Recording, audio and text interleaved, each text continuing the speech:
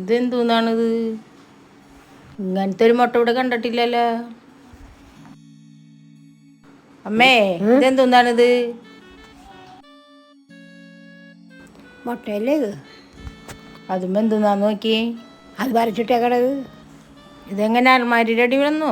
അത് വല്ല പൂച്ച അടിച്ചു കൊണ്ടുവന്നിട്ടായിരിക്കുള്ളൂ. അതൊന്നുമല്ല, പൂച്ച അങ്ങനെ കടിച്ചുകൊണ്ടൊന്നും ഇടൂല. അല്ലേ കൊണ്ടേ പുഴുങ്ങി തിന്നെ. എന്നോട് പറഞ്ഞിട്ടൊരു കാര്യമില്ല, അമ്മയ്ക്കൊക്കെ തമാശ.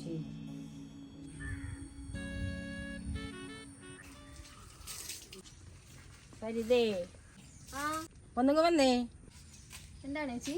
അതെ, ഒരു സാധനം അലമാരിയുടെ അരുവത്തേന്ന് കിട്ടി. അതെന്തോന്നാന്ന് ചോദിക്കാനാ വിളിച്ചത്. ഇതൊന്ന് നോക്കി. ഇത് എവിടെ നിന്നാണ് ചേച്ചി കിട്ടിയത്? ഇത് അലമാരി സൈഡിൽ കിടന്നതാ മോളെ. ഇത് സംഗതി മറ്റത് തന്നെയാണ് ചേച്ചി. എന്ത് കൂടോത്രം? കൂടോത്ര? ഷോ, കേട്ടിട്ടുള്ളൂ. ഇതിപ്പോ കണ്ടു നേരില്ല. ഇനിയിപ്പോ എന്ത് ചെയ്യും മോളെ? അമ്മാമനെ കാണിച്ചില്ലേ? അമ്മാമ എന്ത് പറഞ്ഞു? അമ്മ പറഞ്ഞു പുഴുങ്ങിത്തില്ല. നിസ്സാരായിട്ട് കാണണ്ട.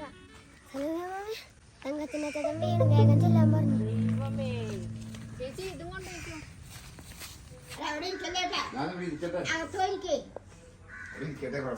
എന്നാലും ഇത് എന്ത് പറ്റിയതാണെന്ന് ഞാൻ ഓർക്കണ. ഇത്ര വലിയ വീഴ്ച വീണ. അളമാരി അവിടെ തിരിഞ്ഞാൽ മാത്രമേ എനിക്ക് ഓർമ്മയുള്ളൂ. വെട്ടിയിട്ടാതെ വീണത് ഞാൻ. എവിടെന്നാന്നേ?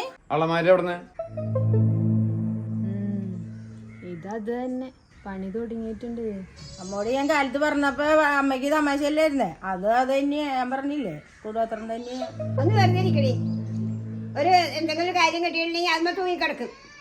പിന്നെ വന്നെ വെക്കാതുമ്പോ തന്നെ എന്തെങ്കിലും ഒരു ചെറിയ കാര്യം കിട്ടിയാൽ മതി, അതിൻ്റെ പിന്നാലെ പോകും. അത് മതി മനസ്സമാധാനം പോകാനായിട്ട്.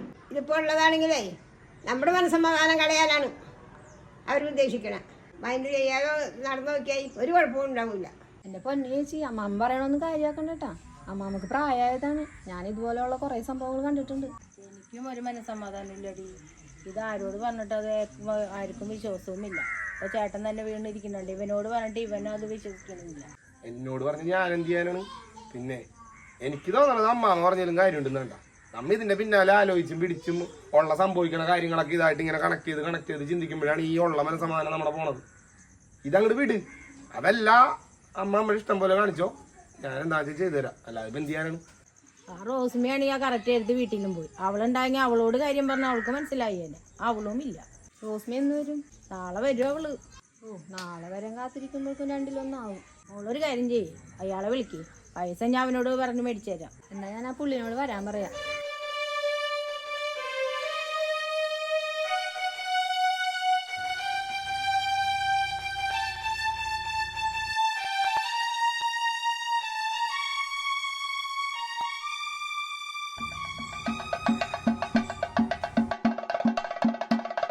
ഇതെന്താണ് വീട്ടിൽ ചെണ്ടോട്ട് വെച്ചപ്പാടൊക്കെ?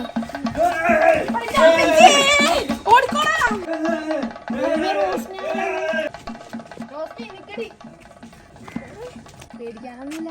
മോളുടെ വീട്ടിൽ നിന്നേ കൂടോത്രം ചെയ്തൊരു മുട്ട കിട്ടിയിട്ടുണ്ട്. അത് ഒഴിപ്പിക്കാൻ വന്ന ഒരാളാണത്.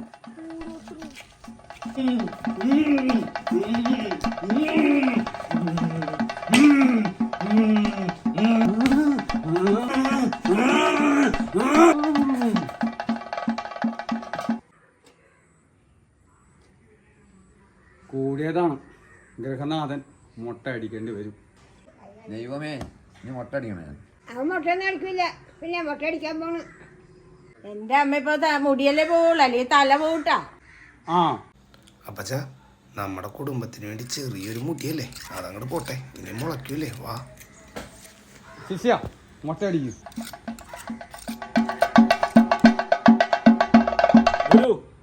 തലയിലൊരു മുറിവ്. മുറിവോ? എങ്കിൽ അടുത്ത തല കൊണ്ടുവരൂ. മുതിർന്ന തല തന്നെ കൊണ്ടുവരൂ.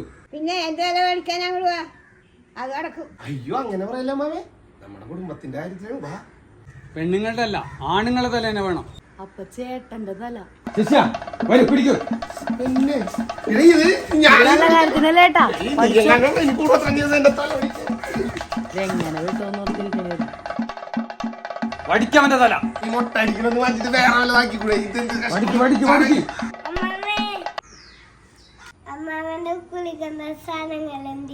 എന്ത് സാധനമാണ് മോനെ?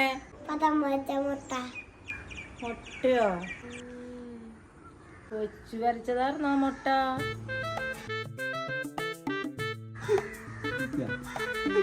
ശിഷ്യ ഓടിക്കോ. അപ്പോഴേ ഞാൻ പറഞ്ഞല്ലേടി. ഞാൻ പോട്ടെ ചേച്ചി, എനിക്ക് കുറച്ച് തിരക്കുണ്ട്.